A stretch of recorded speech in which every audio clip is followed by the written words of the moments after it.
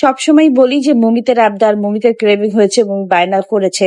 কিন্তু ব্যাপারটা এমন না। আমারও সেদিন খুব বেশি ক্রেভিং হচ্ছিল মিট বক্স খাওয়ার। আর আমিও চিন্তা করলাম যে বাইরে যাব না, কারণ বাইরে প্রচন্ড গরম।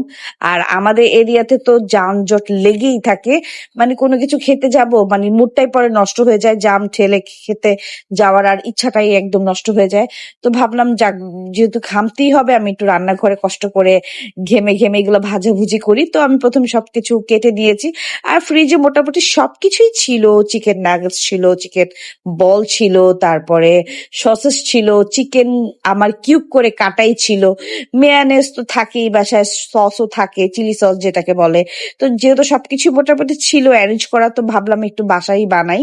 তো আমি একটু বাসায় বানালাম। আর মমি তো খুব খুশি হয়ে গিয়েছে, এটা মানে খাবে রাতে ডিনার হিসেবে।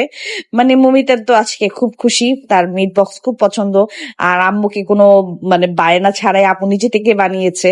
তো মমি বলছে আর বাইরে খাবো না আম্মু, এখন থেকে এটা বাসায় খাবো। এই জন্যই মমিকে না কিছু বাসায় বানায় খাওয়াতে চাই না। ও কিছু একটা বাসায় খাওয়ালে ওর মজা লাগে, তখন বলে বারবার বানাও, বারবার বানাও।